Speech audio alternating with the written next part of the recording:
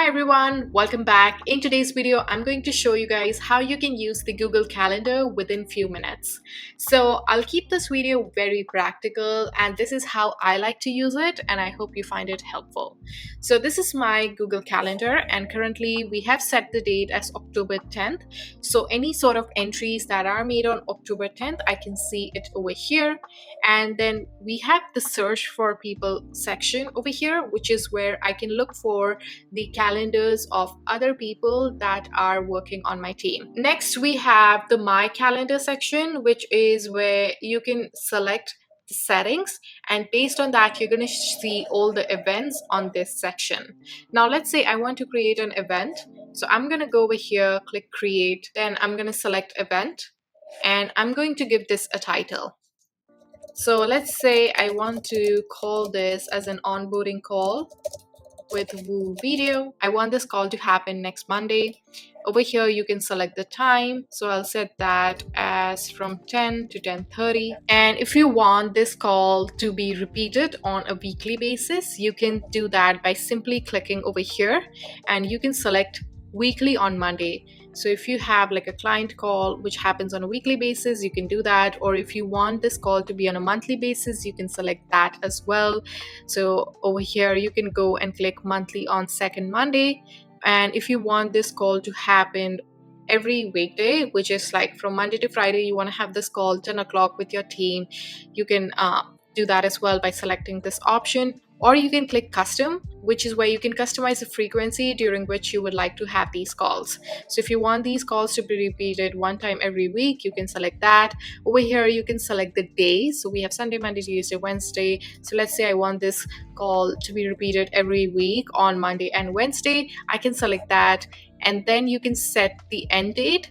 So currently it says it's never gonna end, but if you want it to end on a specific date, in future, you can select that as well. In our case, we just want it to be repeated on every Monday. So I'm going to select that. And over here, you're going to enter your guess. So I'm just going to enter myself for this demonstration purpose only. And if you have a bunch of team members that are collaborating with you on your team, when you select their profile, you will be able to see their calendars as well, which is a great feature and it is very helpful when you want to coordinate a time that works for everyone. Next, you're going to enter the location and a little description as to what this call is about. This is also a great place for you to add an agenda to your call, so that everybody on your meeting would know what this call is all about. So I added my agenda over here. And next, you're going to enter your attachments. So if there are any documents that you will be reviewing on this call, you can also add them over here. So next, you're going to come over here, which is where you're going to see where this call is located in terms of the calendar. So currently it is located on my calendar, which works perfectly. And we have a notification setting over here, which is basically the reminder that you would like to receive as to when this call is conducted. So right now we have set that as 30 minutes before, which means that 30 minutes before the call, you're going to be reminded about this. So that way you can prepare for it and you can make sure you're all good to go before attending that specific call. So I'm going to save this. So then they are asking me if I would like to send the invitation emails to the guests. So I'm going to click send. And as you can see that our call has been scheduled on our calendar for 10 a.m. You also have an option to invite somebody to this call via link. So you can just click this icon over here and you can copy this link and share it with any of the team members working in your team, and they will be able to click on that link and attend the call. So if you're attending this call, you can click yes. If you're not planning to do that, you can click no. And also you can click this event. So as you can see that on every Monday, which is 21st October, and then we have 28th October, the call has been scheduled. So you don't need to go in and do it manually. You can just do it at once and you should be all set and good to go. So this is majorly how you would be using Google Calendar to schedule meetings with your clients, with your team members, and things like that. Now, the other thing I like to do is also schedule some tasks. So I'm just going to click anywhere on the calendar and I'm going to click task, and I'm going to add a title that says send meeting notes after our call to the client. And you can set the date and time as well. And then also you have an option to make sure it's repeated every week, every month, and things like that. So I'm going to select weekly on Monday. So essentially what I'm trying to say is that after every call we have with our client, I want to send meeting notes to them. So I have set a task for me from 10:30, and you can add a little description over here if that works for you, and then you can hit save. So that way I can stay organized.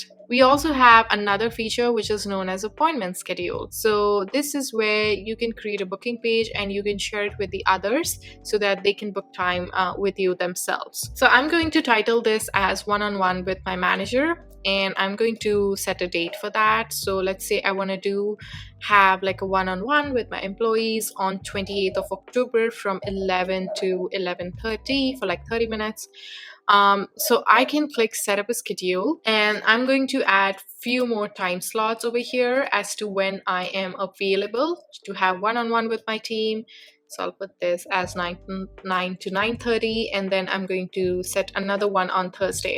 And I'm going to click next. Over here, you can add a little description. And for the location and conferencing, I'm going to select Google Meet. If you want to have like an in-person meeting with your team members, you can go and select that. But I'm going to select Google Meet video conferencing for this case, and I'm going to click save. So now we have this tab over here, which is our booking page, and I'm going to click this link over here, and I'm going to come to this section, which is my personal booking page, and I can share this link with my employees. So when they click this link, they're going to come over here, they're going to see that I'm available on 28th of October, I'm available on 30th of October, and things like that at specific times. So they can just click on that, enter their details, and click book.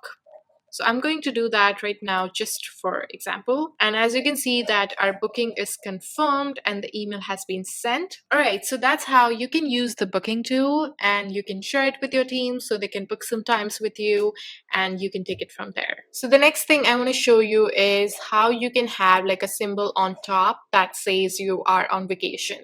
So let's say this is our calendar and I am going on a vacation. So I'm just going to put my title as Taj vacation, and I am going to go in over here and click all day. So when you click all day, the event stays on top throughout the dates during which you will be gone.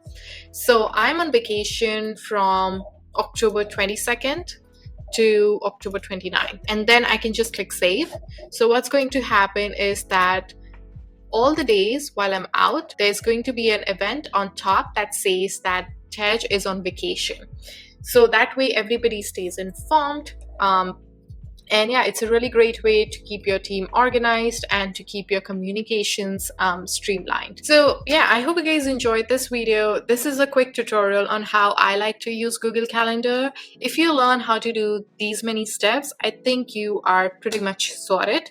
Again, Google Calendar is a great tool. There are a lot more features that I can dive deeper into, but I wanted to keep this video surface level and just want to introduce you to tools that you can use on your day-to-day basis to, fast track learning how it works. If you have any specific questions, please let me know in the comment section below, and I shall see you guys in my next one.